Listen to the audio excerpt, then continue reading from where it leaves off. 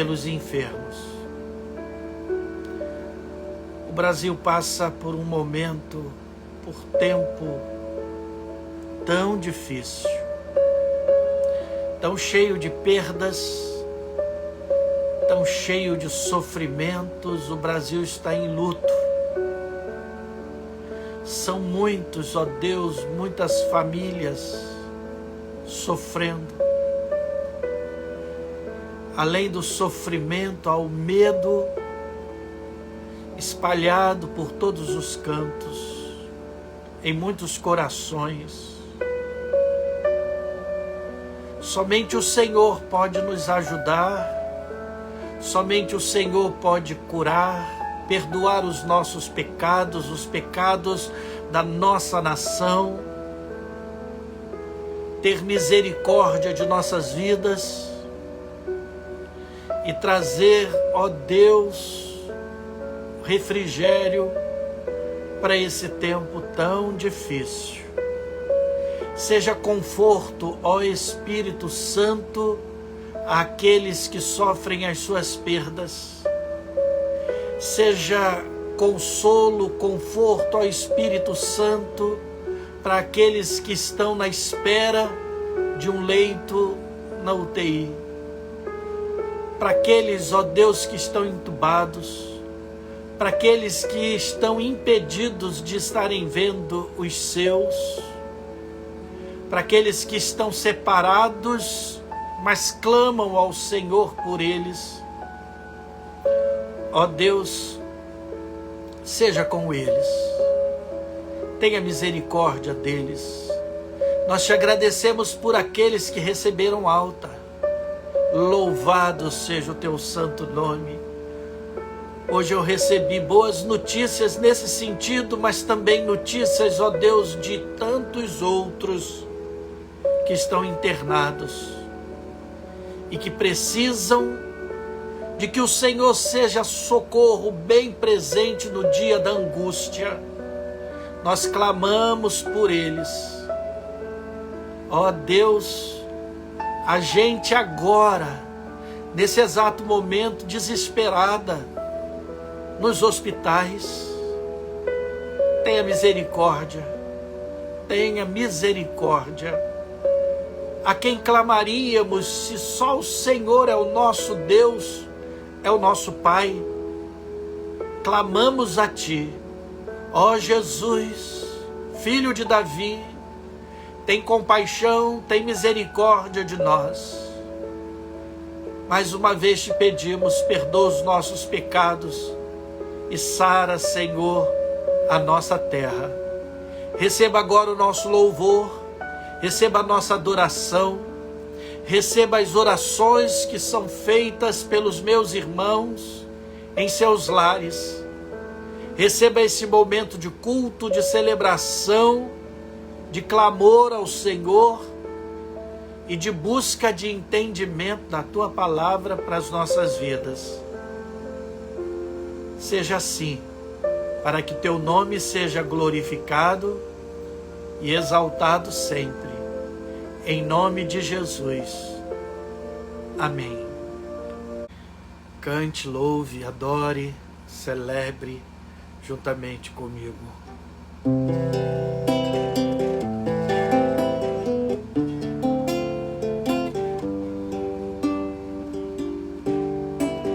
Como é precioso, irmão, estar bem junto a Ti, e juntos lado a lado andarmos com Jesus, expressamos o amor que um dia Ele nos deu pelo sangue do Calvário.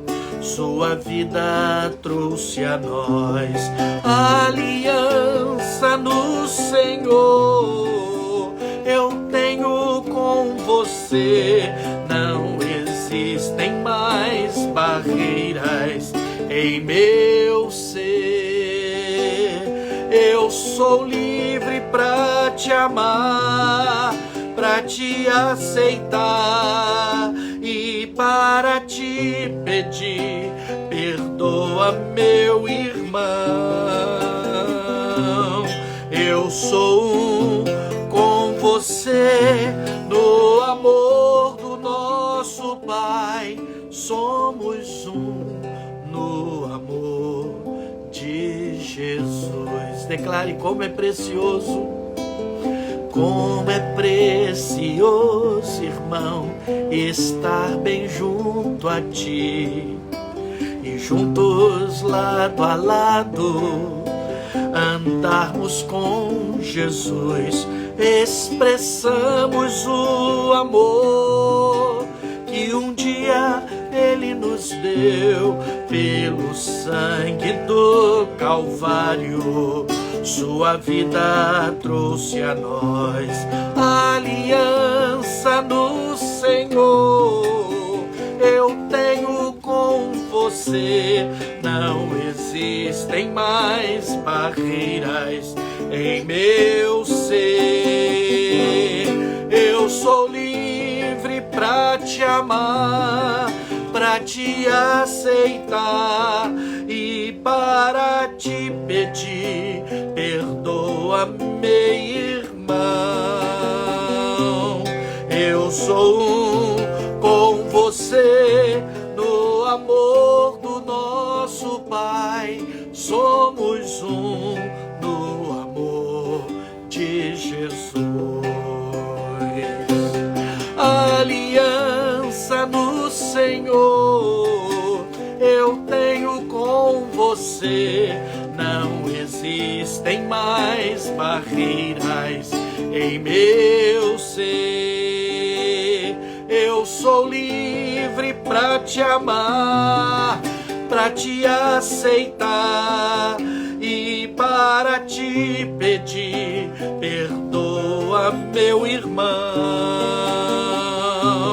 Eu sou um com você no amor do nosso Pai. Somos um no amor de Jesus. Somos um no amor de Jesus. Somos um no amor de Jesus.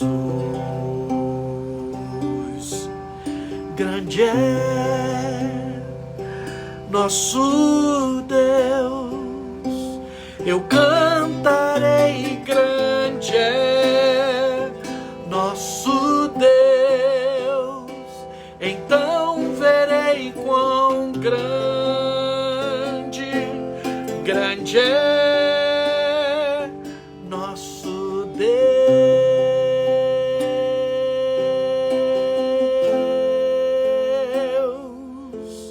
o esplendor de um rei, vestido de majestade. Deixa a terra se alegrar, deixa a terra se alegrar, ó Senhor, deixa a terra se alegrar.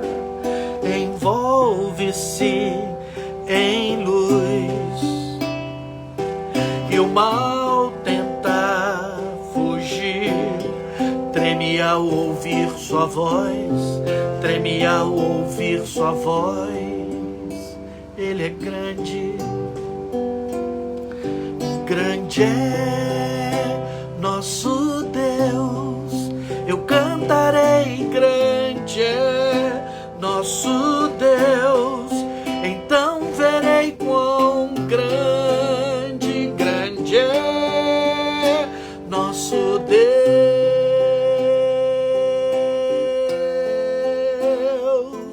De idade a idade levanta, e o tempo está em suas mãos, o início e o fim, o início e o fim.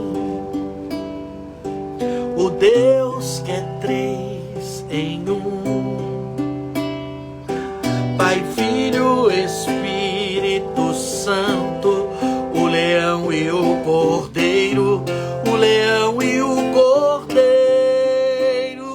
Grande é nosso Deus. Eu cantarei, grande é nosso Deus, então verei quão grande, grande é nosso Deus,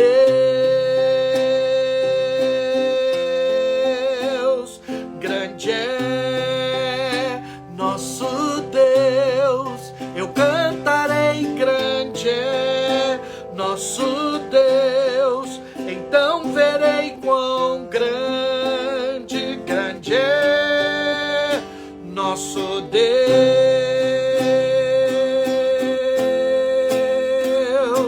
Tens o nome sobre os nomes, tu és digno de louvor. Sim, eu cantarei, grande é nosso Deus,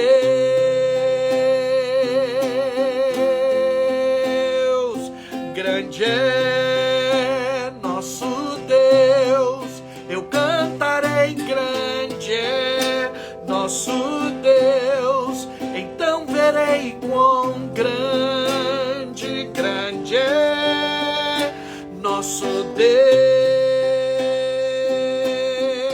Tens o nome sobre os nomes, tu és digno de louvor. Sim, eu cantarei, grande é nosso Deus,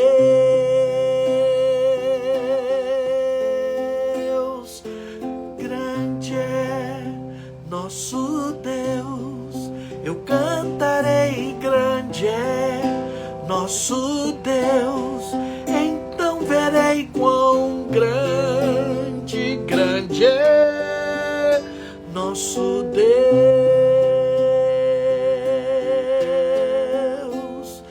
grande é nosso Deus. Eu cantarei, grande é nosso Deus, então verei quão grande, grande é nosso Deus. Teu nome é santo, o teu nome é santo.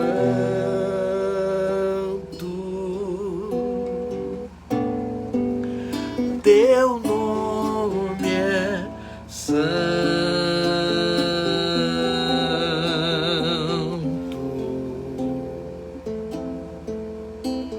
santo,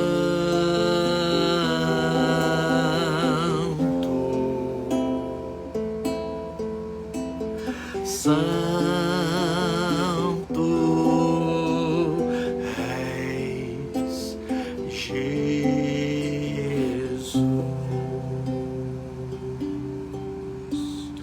Não há outro como tu, só tu és Deus, tu és o maior, tu reinas sobre terra e céus, só tu és Deus, tu és o maior,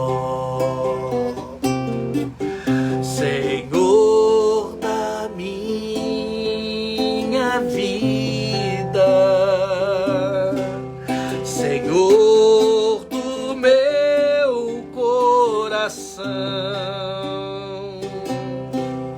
A ti levanto as minhas mãos para te adorar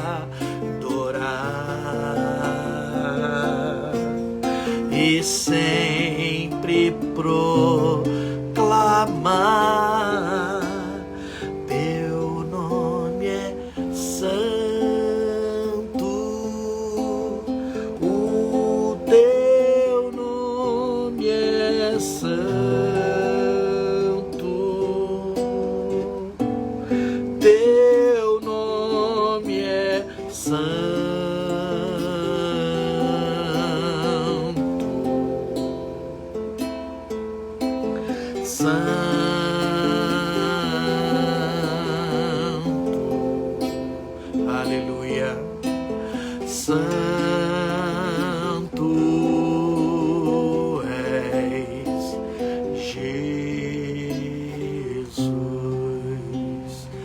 teu nome é santo, o teu nome é santo,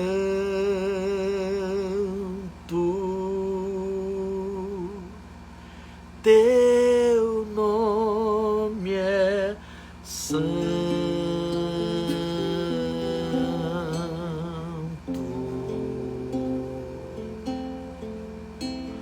Santo,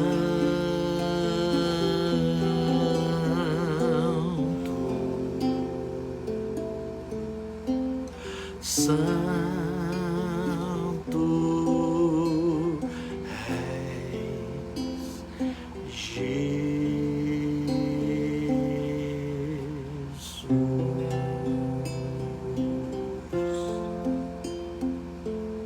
Não há outro, se não há outro como nosso Deus, não há. Aleluia. Seja teu nome engrandecido e exaltado, hoje e sempre. Amém. Querido, apanhe a sua Bíblia, se você pode fazê-lo. Abra na primeira epístola de Pedro, capítulo 2.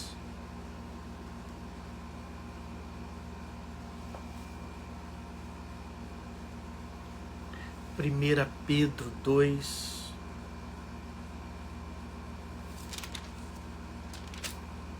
De 1 a 10. Primeira de Pedro 2, de 1 a 10.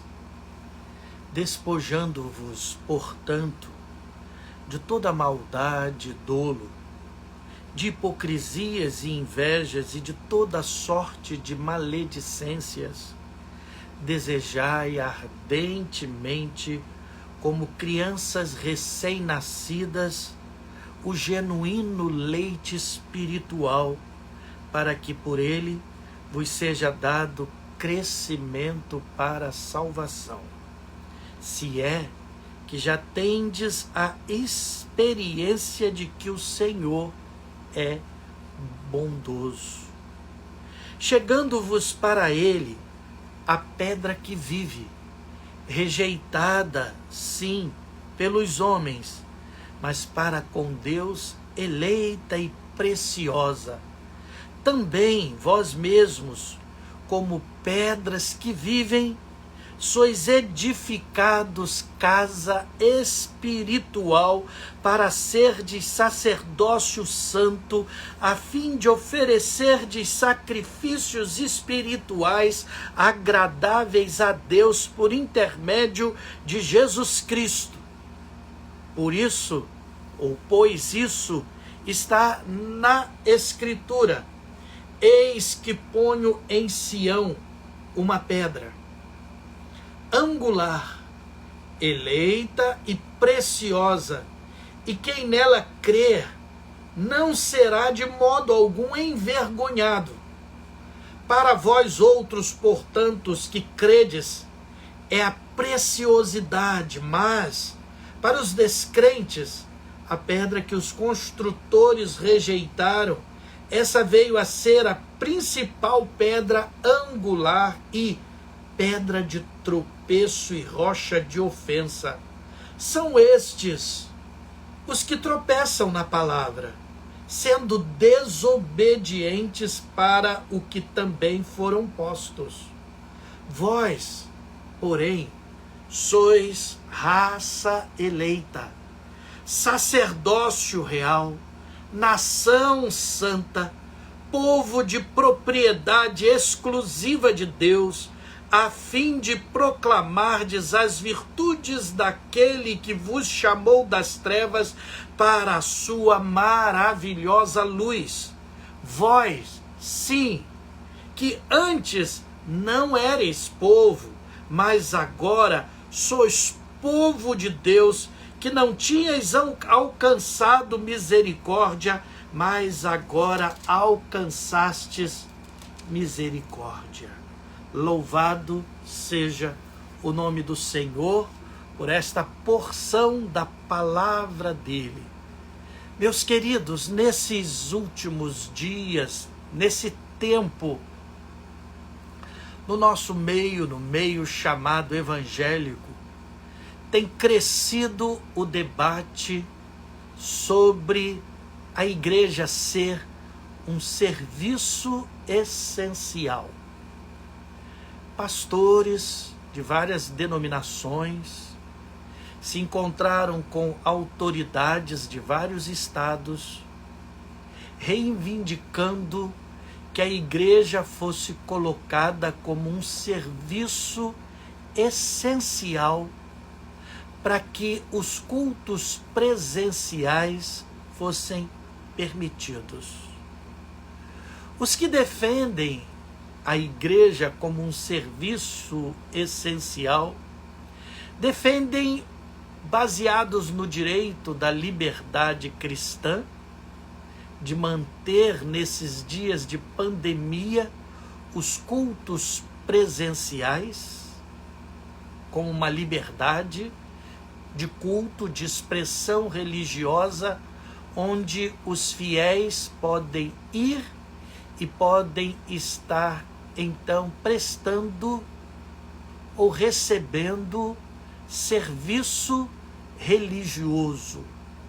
Assim como uma farmácia presta serviço para a saúde, assim como um supermercado, um açougue ou outras repartições são consideradas serviços essenciais, a igreja, então, em muitos estados, está sendo considerada um serviço essencial. O que é que, antes de tudo, a lei define como serviços essenciais? Ela diz que são os serviços públicos e as atividades essenciais, aquelas indispensáveis ao atendimento das necessidades inadiáveis da comunidade. Necessidades inadiáveis.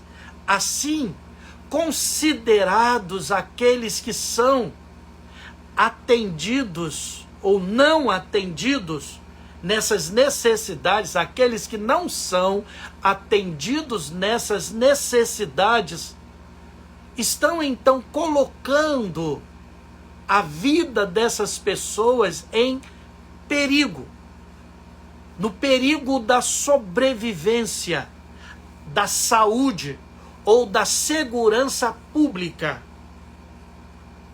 Ou seja, segundo a lei, serviços essenciais são aquelas necessidades inadiáveis que, se não atendidas, colocam em perigo a sobrevivência, colocam em perigo a saúde, a segurança da população. Eu pergunto, o ir a um culto presencial coloca em perigo ou coloca em proteção? É um serviço inadiável, essencial, onde todos estão completamente seguros, ou há a possibilidade de alguma ameaça? Eu não quero, e por favor eu peço aos irmãos que me entendam nesse sentido, eu não quero colocar aqui uma posição partidária, política, sobre o assunto, mas eu gostaria apenas de expor a conclusão que eu, particularmente, cheguei, que penso ser também uma conclusão bíblica, teológica, sobre o tema. E o meu propósito também é poder trazer para você que não tem podido estar presencialmente na sua igreja, mas que tem se sentido culpado e muitas vezes pressionado por sua liderança e por outros irmãos. Eu quero trazer uma palavra que responda às demandas que o seu coração tem sofrido, tem se questionado nesse tempo. Para início, é necessário que a gente considere o contexto dessa palavra do apóstolo Pedro. Para quem Pedro estava escrevendo? Qual o contexto das pessoas que receberam essa orientação que nós lemos aqui nessa parte desse texto? Pedro, as epístolas de Pedro são conhecidas muito pelo tratamento que elas dão ao sofrimento, a questão do sofrimento humano. Essa primeira carta foi escrita aos cristãos que estavam em 5 províncias romanas e estavam enfrentando sofrimentos e perseguições, principalmente por causa da fé deles. Eles estavam em grande sofrimento por causa das perseguições geradas pela fé que eles tinham em Jesus Cristo e o evangelho que eles anunciavam. Ele se refere a essa região como Babilônia, no capítulo 5, no versículo 13, reforçando o que Apocalipse vem falar em vários textos sobre a grande Babilônia que persegue ou que perseguirá os cristãos na escatologia, nos últimos dias, no sofrimento, na grande tribulação. E Pedro então escreve para animar esses irmãos, para consolar esses irmãos, para dar um ânimo, trazer um ânimo para esses irmãos. Ele mostra que os sofrimentos servem para provar a fé que eles têm e que essa fé é uma fé verdadeira. Isso está no 1º capítulo, no versículo 7. Ele cita o exemplo de Cristo que suportou o sofrimento e a morte em favor deles. Aconselha que eles, por sua vez, estejam seguindo o exemplo de Cristo em relação à dor, em relação ao sofrimento. Isso está no capítulo 2, do versículo 21 ao versículo 25. Recomenda que, acima de tudo, eles vivam uma vida que traga honra, que traga glória para o nome de Deus. Versículos 15 e 16 do 1º capítulo. Nesse sentido, então, Pedro exorta aqueles amados irmãos ao conhecimento, ao crescimento também espiritual. E observe então como ele fez isso nos 3 primeiros versículos desse capítulo 2 que nós lemos. Despojando-vos, tirando o peso, tirando aquilo que está, tirar a roupa, tirar a capa, tirar a armadura. Despojando-vos, portanto, de toda maldade, dolo, de hipocrisias, de invejas, de toda sorte de maledicência. Pedro diz: se vocês querem crescer, tirem esse peso de vergonha de vocês. tirem toda a maldade, tirem todo o dolo, todo o dano causado premeditadamente. Tirem todo tipo de hipocrisia no relacionamento de vocês. Tirem toda a inveja do outro. E também parem de estar falando mal, maledicências. Arranquem isso.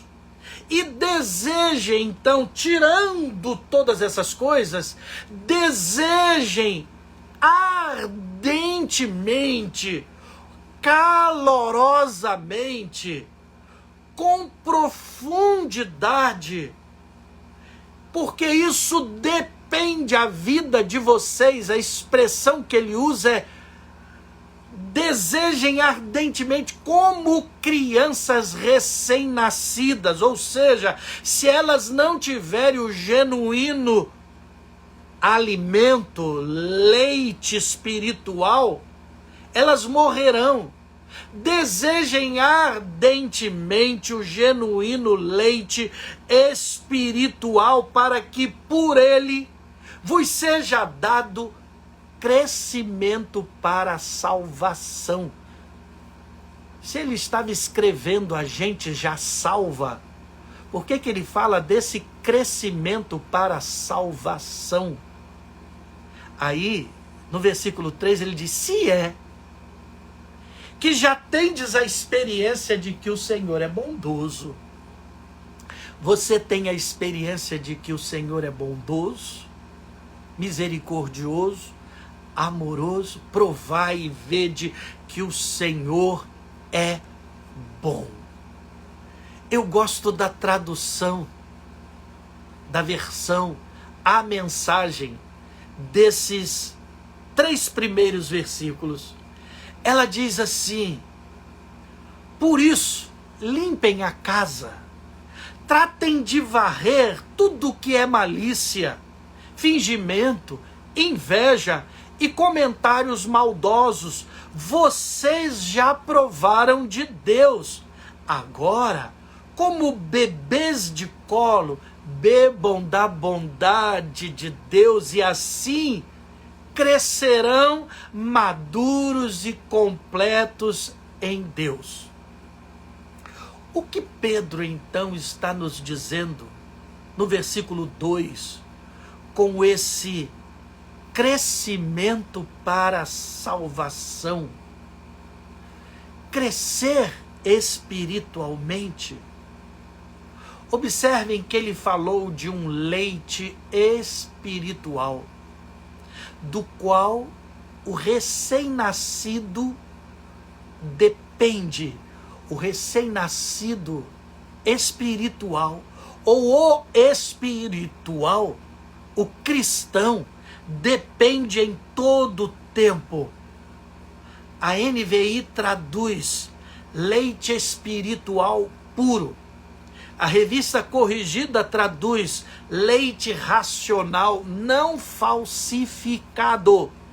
A palavra grega logikos, que é um adjetivo de logos, palavra racional, que envolve a mente, o entendimento, usada muitas vezes no Novo Testamento para referir-se à palavra de Deus ou até ao verbo de Deus, que é Jesus Cristo.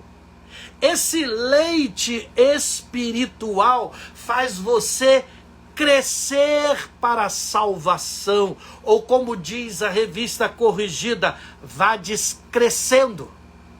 Você vá se desenvolvendo. É esse leite que salva você de permanecer uma criança dependente, que lhe dá crescimento sólido, maturidade. É esse leite que salva você dos riscos que uma criança tem de se infeccionar. Preste atenção, portanto, no que o apóstolo Pedro está nos dizendo. Qual é o que a semelhança daqueles irmãos, em meio às tribulações, em meio às perseguições, às perdas, à dor, nós precisamos saber que nos tira desse estado infantil, que nos faz crescer, que nos faz melhorar. O quê? Primeiro, o apóstolo Pedro fala de uma nova realidade espiritual que temos no nosso relacionamento com Jesus. Ele fala da realidade de um novo relacionamento com Jesus. Versículo 4, ele diz: chegando-vos para ele a pedra que vive, rejeitada sim pelos homens, mas para com Deus eleita e preciosa. Em Cristo, você é nova criatura, é nova criação. Em Cristo você tem com o Pai um novo relacionamento. O seu relacionamento agora é com a pedra que vive. A pedra que vive é Jesus. A pedra que vive. O corpo de Cristo com o qual nos relacionamos. A igreja de Cristo com a qual nós nos relacionamos é uma igreja viva, ativa, e não uma igreja estacionada num local, uma construção. O nosso relacionamento com Ele não é um relacionamento estático, parado num lugar, não é uma pedra morta, é uma pedra viva. E porque é viva, ela é que é a fonte da nossa vida. Ela, Jesus Cristo, é a fonte da nossa vida. Nessa fonte de vida não há um templo construído, não é um lugar de culto que é a nossa fonte de vida, mas o próprio culto é fonte de vida quando ele é culto vivo, quando ele é culto ao Deus que vive. Não é um lugar de oração, mas lugar que ora. É você que faz o lugar onde você está, a situação em que você está, clamar, orar, ganhar vida. Portanto, quando Deus está falando que Ele é, o nosso relacionamento é com a pedra viva, não é fixo, pois vive, e o que vive tem vida, se move, e os que vivem em Cristo se relacionam com o Deus, conhecendo mais e mais dele através de Cristo. Cristo disse: quem vê a mim, vê ao Pai, vê o Pai. No Velho Testamento, a primeira menção de um lugar onde a glória de Deus se manifestasse foi o tabernáculo. A glória de Deus já se manifestava antes, como se manifestou a Moisés naquela teofania e em muitas outras, sempre em lugares onde, na natureza. O tabernáculo, uma tenda móvel, carregada, no deserto. No deserto, ao mover da glória de Deus, ao mover da nuvem que os acompanhava, o tabernáculo então, a tenda então construída, ela era desarmada quando o mover de Deus se dava. Não ficava num lugar, era transportada, até que Davi, um dia, em seu templo, isso está lá em 2 Samuel, no capítulo 7, olhou para toda a glória do seu palácio e disse: eu preciso construir um templo, um lugar para a glória de Deus, para a arca do Senhor, um templo para o Senhor. Agora você observa que quando Davi disse isso ao profeta, o profeta gostou da ideia, construiu um templo, muito bem, muito boa ideia, mas depois Deus disse para ele que não queria. O profeta volta, entrega a profecia, a palavra de Deus para Davi, dizendo: olha, não, mas eu vou preservar a sua descendência. A sua descendência nunca acabará. E não acabará, não por causa de Davi, mas por causa do filho de Davi. Jesus, filho de Davi, o Messias. Ele é que é o eterno. E se você observar nesse texto de 2 Samuel, capítulo 7, versículo 18, se diz lá que Davi então entrou na casa do Senhor. Eu pergunto, que casa do Senhor foi essa, se o templo ainda não estava construído? Que casa do Senhor foi essa, se o tabernáculo era móvel e a arca do Senhor não estava no tabernáculo? Que casa do Senhor foi essa que Davi entrou então? A tradução NVI diz que foi no tabernáculo, que Davi entrou no tabernáculo. Mas outras versões, eu diria que a maioria delas traduzem como Davi entrou perante o Senhor, ficou perante o Senhor. A tradução, essa é a tradução Revista Corrigida, que diz que ele entrou e ficou perante o Senhor. A tradução brasileira diz que Davi entrou e ficou diante de Jeová. Deus permitiu que Salomão construísse um templo, não para reuniões ou encontro com ele, mas em honra do nome dele. Templo que quando Jesus passou disse: destruam o templo e eu vou reconstruí-lo em 3 dias. Marcos 14, 45 diz que esse templo fora construído por mãos humanas. E quando a gente lê em Atos 7, 48, na defesa de Estevão, Estevão falou sobre a graça de Deus em permitir a Salomão que construísse uma morada para Deus.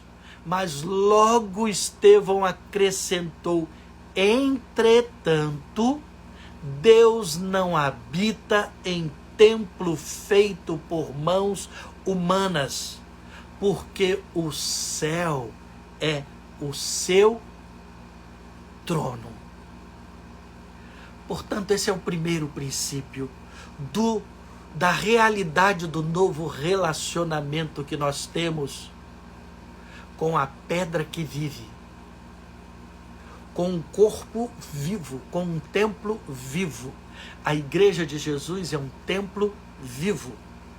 Segundo, em Cristo, nós fomos feitos serviço essencialmente aos outros, especialmente para os outros. Você é a casa de Deus, o serviço essencial para o outro. Você. Quando ele fala no versículo 5 seguinte, também vós mesmos, como pedras que vivem, observe esse também vós mesmos. Se Cristo é a pedra que vive, também vós mesmos, como pedras que vivem, sois edificados casa espiritual. Nós somos edificados casa espiritual para sermos sacerdócio santo, a fim de oferecer de sacrifícios espirituais agradáveis a Deus por intermédio de Jesus Cristo. Seguimos a mesma lógica do corpo vivo de Cristo. Também vós mesmos somos pedras que vivem, casa espiritual, sacerdócio santo, que oferecem e não recebem serviço essencial. A igreja de ir para orar, para ofertar, e foi exatamente assim que eu li num decreto de um determinado município, fica permitido os cultos presenciais somente para as orações e ofertas. Somente para as orações e ofertas, ou seja, é um lugar onde você vai para orar. Essa é uma visão religiosa. Essa é uma visão de uma tradução, de uma herança católica, romana, de um lugar onde vai se oferecer, judaica, se oferecer o sacrifício, a oração, fazer a oferta. Em tempos de sofrimentos, o que o texto nos convida é para um sacerdócio santo, para sacrifícios espirituais, socorro uns aos outros, ser bênção para a vida do nosso próximo. Mas talvez você já tenha se perguntado, pastor, e como fica então Hebreus 10, 25, quando diz que não podemos deixar de nos congregar, como é de costume de alguns? Uma coisa é você estar diante de uma pandemia e não poder estar se reunindo presencialmente na congregação, e outra é você não está tendo problema algum, você está no normal e se acostumar a se ausentar da comunhão. Meus irmãos, nesses dias, quando eu vou ao templo, quando eu vou à igreja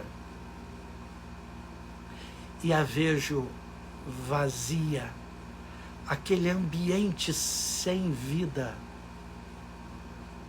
na maioria das vezes eu choro naquele local, lembrando-me das celebrações, lembrando-me das reuniões, lembrando-me dos momentos de cultos, dos louvores, dos glória a Deus, dos aleluias, das ações de graças, das ofertas.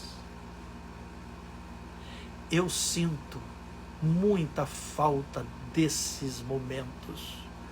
O que o autor de Hebreus está dizendo é: nunca deixe que esse desejo morra em seu coração. Que pandemia nenhuma faça você se habituar à ausência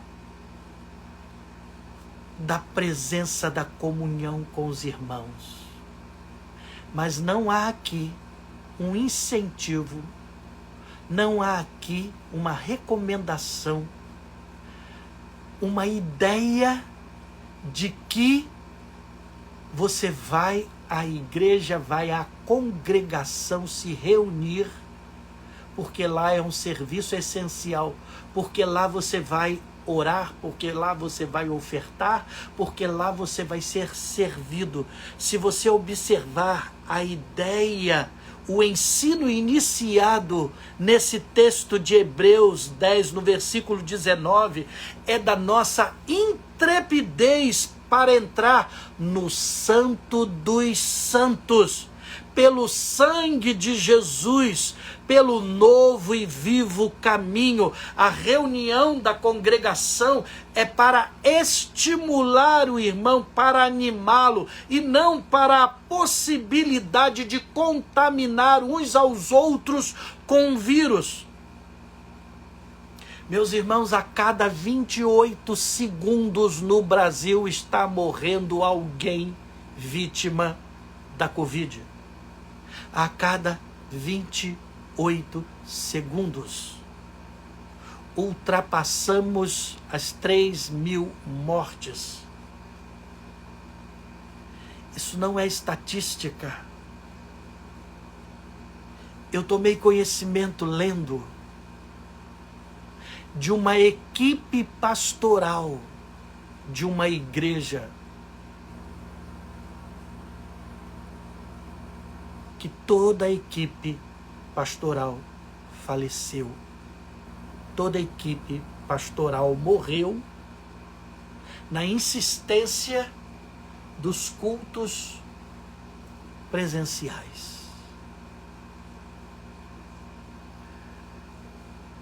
Quando eu vejo alguém e vejo uma notícia assim, meu coração sente, sofre. Qualquer perda faz com que cada um de nós esteja perdendo também. Qualquer que seja a perda, onde ela for, isso significa que nós estamos perdendo também. Em terceiro e último lugar, não seja povo da desobediência num tempo de sofrimento, mas povo de misericórdia que proclama a graça de Jesus. Nos versículos de 7 a 10, o apóstolo Pedro nos ensina isso quando ele nos diz o seguinte: para vós outros, portanto, os que credes, é a preciosidade. Mas para os descrentes, a pedra que os construtores rejeitaram, essa veio a ser a principal pedra angular e pedra de tropeço e rocha de ofensa. São estes os que tropeçam na palavra, sendo desobedientes para o que também foram postos. Vós, porém, sois raça eleita, sacerdócio real, nação santa, povo de propriedade exclusiva de Deus. Para quê? Qual o objetivo? A fim de proclamardes as virtudes daquele que vos chamou das trevas para a maravilhosa luz. Vós, sim, que antes não erais povo, mas agora sois povo de Deus, que não tinhais alcançado misericórdia, mas agora alcançastes misericórdia. A consciência que temos que ter nesse tempo, nesses dias, não é de que o Estado está fechando as igrejas, mas de que o Estado, sem ter consciência, está matando igreja. E eu quero explicar isso para você. A igreja prédio continua no mesmo lugar. Mas a igreja pedra viva está sendo tirada. A igreja pedra viva, irmãos, cristãos, presbíteros, diáconos, pastores, essa igreja está morrendo. O Estado, portanto, sem saber, está matando a igreja. E será que é o Estado que está fazendo isso? A cada momento, em lugares, há um irmão nosso morrendo. Há um irmão nosso clamando. Há uma família nossa chorando. Cada membro do povo de Deus que morre é uma parte dessa igreja viva que fechou e que aqui na terra não será mais aberta. Cada pastor, cada irmão, cada irmã que partiu é a igreja que fechou, que aqui acabou. Aqui. A igreja local, a igreja templo, ela continua lá. Mas a igreja pedra viva, sacerdócio santo, continua ativa. A igreja que milita continua lutando. Mas não permita que por causa da desobediência você acabe também fazendo com que aquele que é propriedade exclusiva de Deus esteja sofrendo e prematuramente morrendo. Talvez você diga, e aí é uma questão teológica para outro momento, mas pastor, quando alguém morre, só morre se for da vontade de Deus. Cuidado também com essa teologia fatalista. O Senhor é soberano sobre todas as coisas, mas você precisa estar vivo para experimentar qual seja a boa, agradável e perfeita vontade de Deus. O meu desejo com essa palavra é que você tenha consciência de que você é pedra que vive. De que você está nesse tempo de dor, nesse tempo de sofrimento, para ser sacerdócio santo. Gente santa que serve ao outro, que é altruísta, que cuida do outro, que se preocupa com o outro e que presta serviço espiritual e não local. Ah, então fecha a igreja, acabou a igreja. Não, eu não estou falando sobre isso, disso. Sobre isso eu já disse o quanto sinto saudade da minha igreja, da igreja de Jesus, nesse sentido. O que eu estou dizendo é, nesses dias, seja misericordioso, proclame a graça. E você que tem se mantido silenciosamente buscando o Senhor em seu lar, do seu lar acudindo muitos outros, você é pedra viva. Você está abençoando outras pessoas, sim. O nome de Jesus está sendo glorificado. Cuide-se, portanto, nesse tempo, para que a glória se manifeste viva, através da sua vida. E o nosso culto permaneça sendo ou local ou em qualquer outro lugar, mas que seja espiritual, como pedras vivas que somos. E assim glorificamos e exaltamos o nome do nosso eterno Deus e Senhor. A Ele, portanto, seja glória, hoje e para sempre. Amém.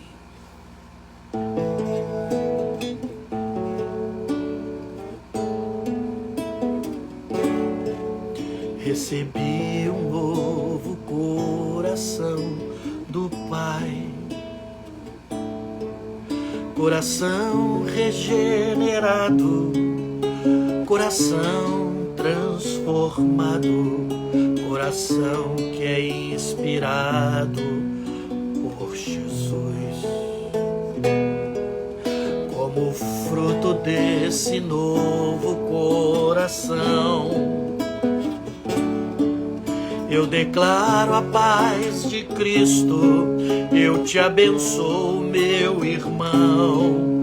Preciosa é a nossa comunhão. Sim, somos corpo, assim bem ajustados, totalmente ligados, unidos, vivendo em amor, uma família sem qualquer falsidade, vivendo a verdade, expressando a glória do Senhor, uma família vivendo o compromisso do grande amor de Cristo. Eu preciso de ti, querido irmão, precioso és para mim, querido irmão. Eu preciso de você vivo.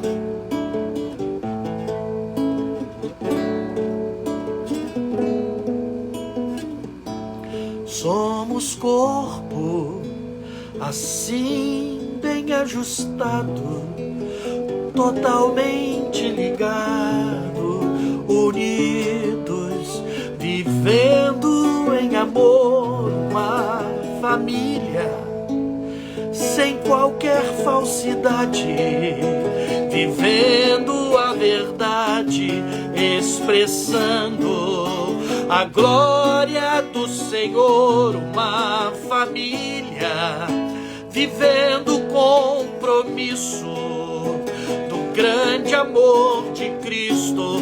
Eu preciso de ti, querido irmão, precioso és para mim, querido irmão. Eu preciso de ti, querido irmão, precioso és para mim, querido irmão.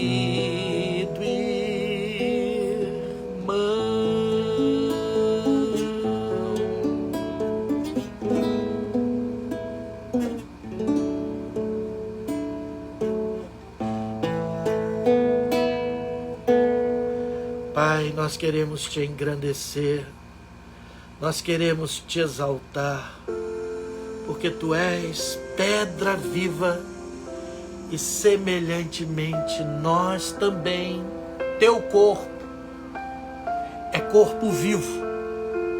O culto que prestamos ao Senhor é vivo.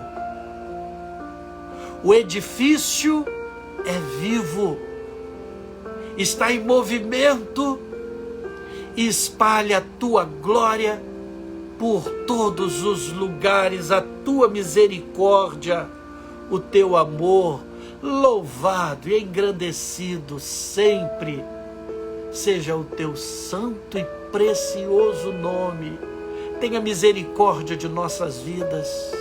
Guarda-nos, ó Deus, nesse tempo de sofrimento. Guarda-nos, Senhor. Abençoa-nos. Obrigado pela tua palavra. Te agradecemos.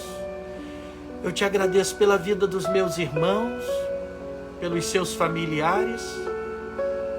Protege-os, ó Pai. Guarda-os. Em nome de Jesus. Amém.